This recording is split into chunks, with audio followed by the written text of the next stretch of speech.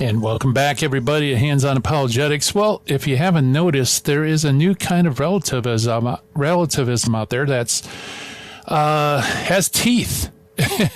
And it's not so much loosey-goosey, feeling good, you have your truth, I have mine. It's quite forceful. And to help us navigate that with his brand new book, The New Relativism, put out by Catholic Answers Press, we have Carlo Broussard. Carlo, of course, is the staff apologist and speaker for Catholic Answers, travels the country and the world giving talks about apologetics, Bible studies, theology, and philosophy. He's written dozens of articles for Catholic Answers magazine, and he has great books. And by the way, just go to shop.catholic.com, type in Carlo Broussard. I recommend all the books he wrote because I think as defenders of the faith, they are gold, and every person should have them, especially his brand new book, The New Relativism. And Carlo, welcome back to Hands On Apologetics.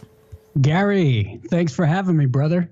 Yeah, so you're in new digs now. That is correct. As you might notice in the background here, it's a little bit different than previous times at the Catholic Answers studio.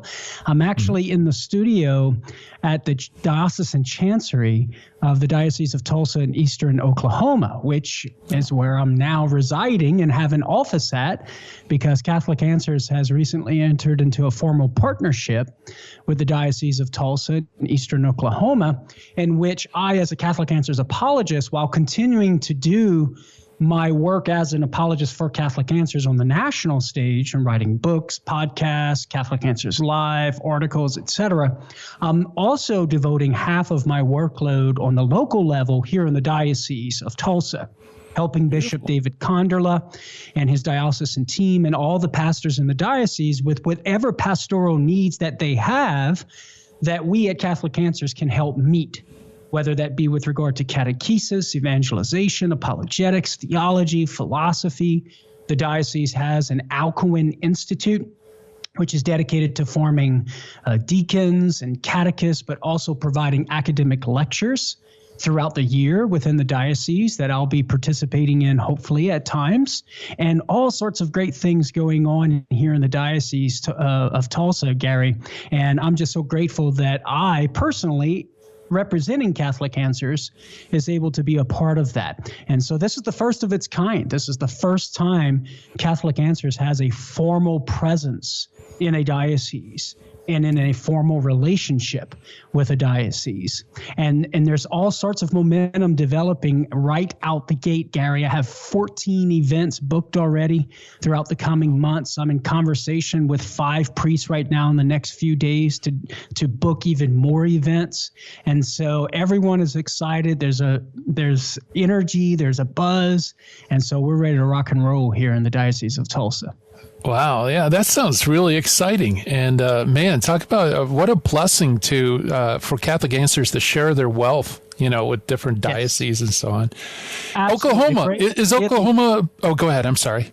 Oh, I was just going to say, it's beautiful that we're able to get on the ground locally, right? Yeah. And have and let Catholic Answers influence folks on the local level, along with the influence that we have on the national stage.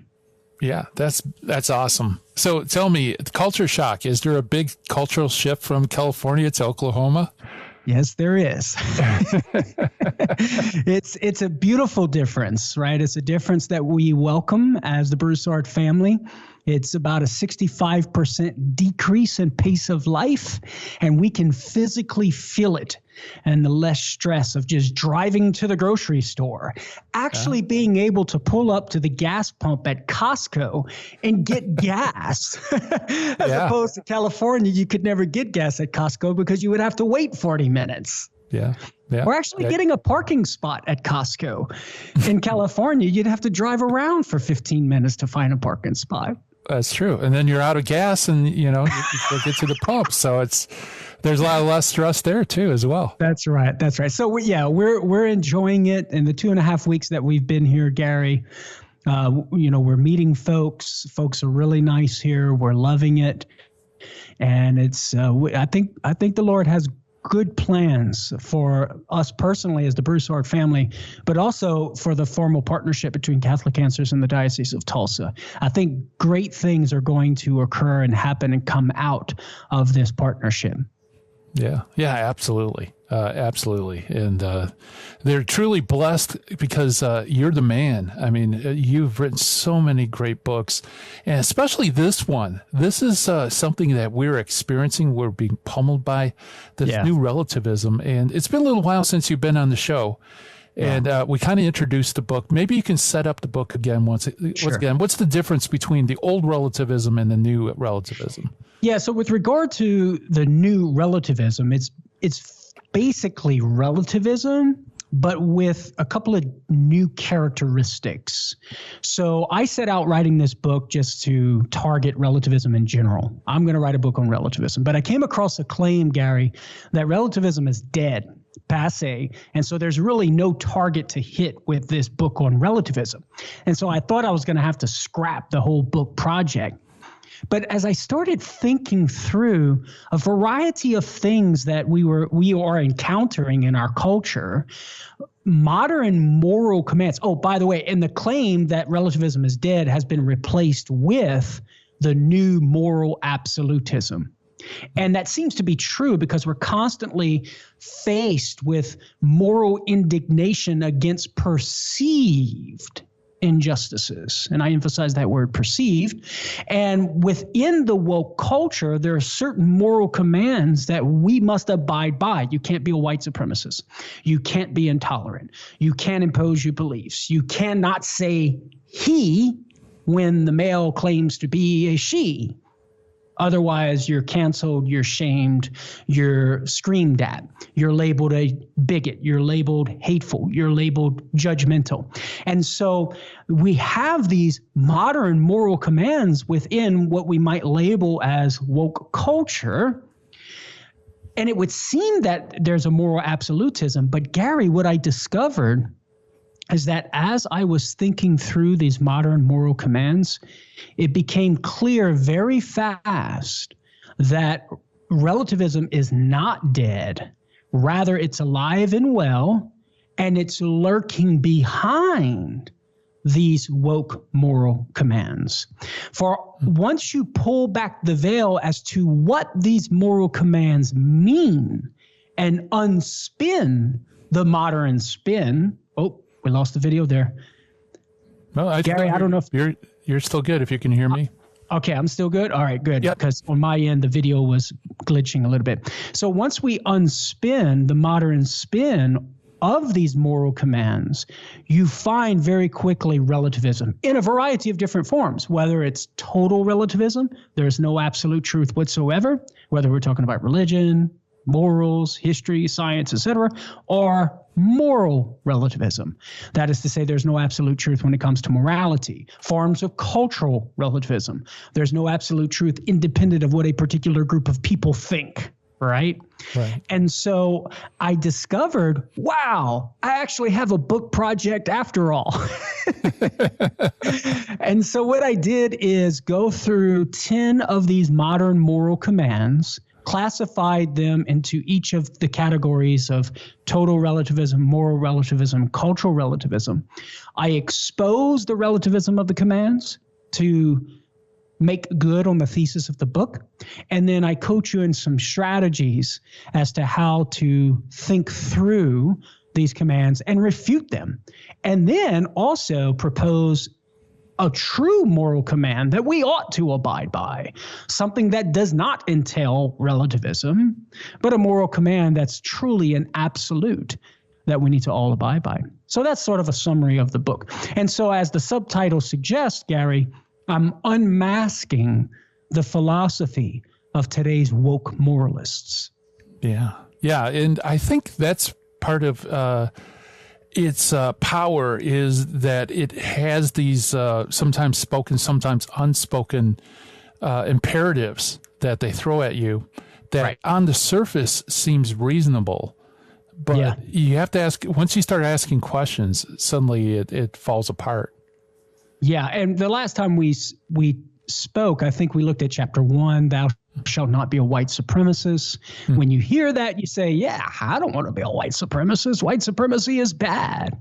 But then we have to ask the question, well, what do modern people within critical race theory mean by white supremacy? Like, what's their understanding of white supremacy? And when you pull back that mask, you discover it's affirming objectivity, affirming objective truth, affirming a single truth. If you affirm a single truth and something objective, you're a white supremacist. Well, that ain't what we traditionally understand to be white supremacy. This is something entirely different. In fact, it's total relativism, as I point out in my book. So that's just an example of how this plays out. And of course, in this conversation today, and hopefully in future conversations, we'll go through some of the other woke moral commands and expose that relativism and talk about how we can refute it. Yeah, if I remember, wasn't it mathematics? Wasn't that also categorized as many educational institutions adopted a mathematical curriculum, a math curriculum entitled A Pathway to Equitable Math Instruction, Dismantling Racism in Mathematics Instruction. That's the name of the curriculum. And in that curriculum, they list, quote, toxic characteristics of white supremacy culture, close quote. One of those toxic characteristics is, quote, getting the right answer, close quote. Doing math, and the implication being thinking, in a linear fashion.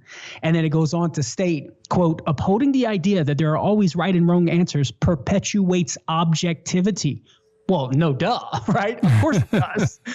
But that objectivity is what they identify as a toxic characteristic of white supremacy culture. And there it is, relativism, blatant before your eyes. Now, here's the new relativism, Gary. I failed to point this out. So the old relativism was blatant and in your face. The new relativism is relativism in disguise and hidden. That's at least one characteristic of the new relativism. And as I point out in the book, the other characteristic is that the old relativism, it had a tone of niceness to it. Right? You have your truth. I have mine. We'll just agree to disagree and let's go have a beer and talk about the weather. But the new relativism is more militant. Rather than you have your truth and I have mine, it's now you cannot have your truth and you must conform to mine. And if you don't, I'm going to squash you. I'm going to take away your livelihood. I'm going to make you pay and it's going to hurt. That's the new relativism. Yeah, and that is a great summary of the new relativism. I think you really hit the nail on the head. This new relativism has teeth. It will not allow you to agree to disagree. You must conform. And in your book, you give 10 commandments. And I think the second commandment in your book, thou shalt not impose, really hits that same idea. Yeah, absolutely. And I try to make good on that claim in that chapter that the modern moral command and we should not impose our beliefs on others. When you unspin that, what you discover is some form of relativism that's lurking behind that. So take, for example, one example I use in the culture comes from comedian Melissa McCarthy. In a video for Glamour at glamour.com, she was asked, what does true equality mean to you, right? And so she responded, well, true equality is when we don't think about it, right? We don't think about color, sex, gender, who's doing what. And she says this, I think true equality is when everybody just worries about themselves. Notice the implication, hands-off approach, right? Or more technically, more precisely, minds off. We shouldn't be thinking about what other people are doing. We shouldn't be, and the logical consequence of that would be, we shouldn't be telling other people that what they're doing is wrong, right? Mm-hmm. So, and now she did not say we should not impose, but what she means there is we should not impose. She's embodying and giving flesh and expression to this modern idea that we shouldn't impose our beliefs on others. Now, generally speaking, we would agree if by impose you mean we should not psychologically manipulate people, emotionally manipulate people, or physically coerce people to believe what we believe. If that's what you mean by impose, then we would agree. But that's not what most modern people in our modern culture think of when they think of impose. They're thinking like McCarthy here, minds off, right? Leave people alone. Stop trying to persuade people of what you believe, to adopt what you believe, right? And many people follow, as I point out in this chapter, Collins' online dictionary of impose, which means this: if you impose your opinions or beliefs on other people, you try and make people accept them as a rule or as a model to copy. That's what McCarthy is thinking of, this idea of trying to make people accept what you believe. Now, notice that verb make. We could take that to mean don't physically coerce them to accept your belief. But that's not what most people take impose or making to believe. For McCarthy and others, to impose means to make people accept what you believe in the sense of trying to convince them, telling them they're wrong, and saying, hey, you need to adopt my view, and here's the reasons why. And so it's this sort of minds off approach that thou shalt not persuade. And that's what most people mean when they tout this moral command, thou shalt not impose. And this is exemplified in other examples in the culture, as I point out in the book. For example, Sam Harris, some time ago in the Sun magazine article, was asked, hey, if you could get rid of rape or religion, what would you get rid of? And he said, absolutely religion, without a doubt, without hesitation. Why? He says, I think more people are dying as a result of our religious myths than as a result of any other ideology. So notice the reason Sam Harris gives, a reason for why we should not try and persuade others to believe what we believe, namely because it's going to cause violence and conflict and war, etc. Others have jumped on that bandwagon. There is the co-founder of Forward Progressives and the author of a popular column, Right Off a Cliff, Alan Clifton. He writes this: if everyone kept their beliefs private, as they should be, and didn't judge, there's that buzzword, others who believe differently, can you imagine how much more peaceful the world would be? So notice one of the major reasons that modern people give for why we should not try and persuade other people to believe what we believe is because they think by doing so, we're going to cause violence and conflict. And by not doing so, the world's going to be more peaceful. Others have given the reason that when we try to persuade others to believe what we believe, quote unquote, impose, we're going to destroy relationships with other people. And so you have this general command, minds off, stop thinking about color, race, sex, gender, what everybody's doing, let everybody be, keep to ourselves, keep our beliefs to ourselves, don't quote unquote impose. And then you have specific reasons that some have given why they think we should not impose our beliefs on others. The fundamental reason being that it's just going to cause conflict and violence and destroy relationships. And so that is the modern moral command and what it means. Now the question is, well, where's the relativism in this, right? Well, let's take McCarthy, for example. She said we shouldn't be thinking about all this stuff, color, sex, gender, what people are doing, like lifestyle choices. We shouldn't be thinking about this stuff. Now, one way to interpret that, one reason why we shouldn't, she doesn't give the reasons, Gary, but one possible reason why we shouldn't think about that stuff is because there's no truth about that stuff, right? Right.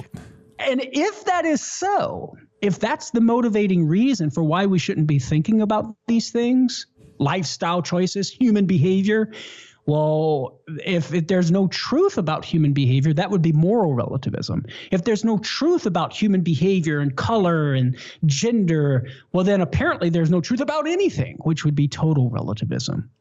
Now, maybe perhaps that's not what she's thinking. Maybe it's more so, well, we just need to live our lives as if there is no truth. Maybe there's some truth about these things, but hey, let's not think about it. Let's just go on our merry way without taking it into consideration. That wouldn't be relativism per se, But it would be a practical form of relativism, right? Yeah, it would be saying maybe there's some truth, but we need to just live as if truth does not exist. So it would be a form of relativism, practical relativism, right?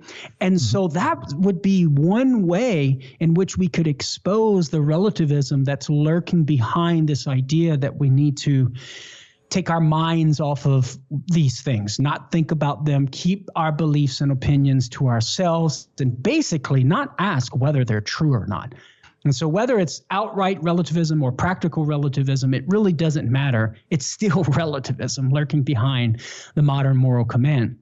And Alan Clifton, that's outright relativism there, because, Clifton's saying that we just need to keep our beliefs private, as they should be. Well, why would we have to keep our beliefs private unless those beliefs in no way can conform to reality, right? The only reason why you would say we need to keep our beliefs private is because you don't think that those beliefs track reality in any way. And if you don't think that beliefs track reality in any way, well, then you're just a relativist, because that's what relativism is. There is no objective reality for the mind to track and map onto and conform to. And so you can see how, again, relativism is lurking behind this modern absolute. Don't impose. Don't try to persuade people about your beliefs. Keep your beliefs to yourself. Minds off. The only intelligible explanation of that moral command is relativism. There's no reality for the mind to even map onto. Yeah, very good. And, Carlo, as you were talking, I was thinking, how in the world did we get to this point? Because it doesn't work in practice. Like, for example, if you're a doctor and you have a belief that a particular surgical technique is harmful to people, what benefit is there in saying, well, I'm not going to think about this. That's just my personal belief. People, thousands of people, millions of people could be dying because it's all interior. How would it work in real life? Yeah, you touch on a good point that I actually bring up in another chapter in the book, but this point actually applies to pretty much all of the moral commands. And it's this double standard in the sense that these moral commands only apply to things that are relevant, the hot button issues, right? Things that are relevant to the LGBTQ plus community and the things that the lifestyle choices involved with that, gender, sex, marriage, etc. And even religious issues, right? But it never applies to other issues like math and science. I mean, could you imagine, the student in the physics class with the, PhD physicist up there lecturing, and the student raises his hands and says, well, Dr. So-and-so, I don't think we should be thinking about these things. How dare you impose your belief about physics and your mathematical equations upon us? You just need to take your mind off of these things and stop thinking about it. Keep your own physics beliefs to yourself. We'll just have our own beliefs about these mathematical equations. Nobody in practice follows this line of thinking when it comes to math and science. But yet when it comes to religion, you better keep your religion to yourself. When it comes to politics, even sometimes, which deals with the nature of human beings and how to properly govern and order human beings to their ultimate end, keep that stuff to yourself. When it comes to morality, keep that stuff to yourself. And so it's a bit of a double standard. We don't follow the line of thinking, thou shalt not impose, when it comes to math and science, but we do follow it when it comes to these other issues. And that's a problem. Yeah. And, that conflict, there is conflict in academia. I mean, there's always people who propose something, and then there's journal articles that contradict it or whatever, and sometimes it even becomes kind of bloody. I mean, people lose careers, Right. So what about the need for peace in academia, that everybody keeps their opinions to themselves? Right, but here's the question, what is the nature of the conflict? If it's just a conflict in the sense that you have disagreement, there's nothing wrong with that. If there is an unjust violence that comes out from it, the problem is not with the truth that causes division or the difference of opinions. The problem is in the lack of virtue of those who hold the opinions who lead to the unjust violence.